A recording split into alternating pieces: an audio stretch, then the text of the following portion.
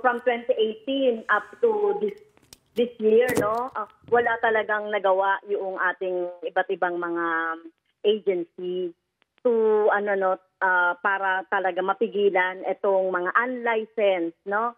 Imagine that only 48 licensed and hundreds are unlicensed. So paano nagkaroon ng ganito karaming unlicensed? Kung ito ay kung ito ay minomonitor ng mga concerned agencies, kaya nag-aanak ito ng mga iba't ibang mga social problems, menace, iba't ibang kriminalidad, it could be money laundering, kidnapping, torture, and others.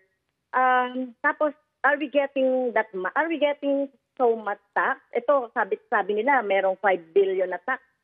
So is this commensurate doon sa nagiging problema natin nationwide about this POGO? So parang tingin natin hindi siya commensurate, no? And another thing tungkol doon sa baka maging problema rin natin yung national security. Yung 5 billion na yan na revenues that we got from the POGO, we can get it from other sources, di ba?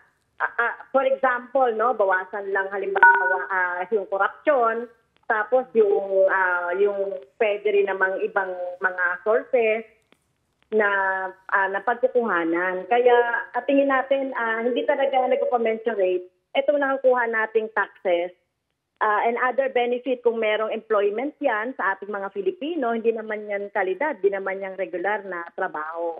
So, dapat yung gobyerno natin mag-isip talaga na mabigyan talaga ng regular na trabaho itong mga Filipino at hindi ito napupunta sa mga illegal na mga gawain. Kasi talagang, I can't imagine, 48 lang yung license, but more than 100 ang mga, ang mga unlicensed and illegal POGO. So, paano nangyayari ito?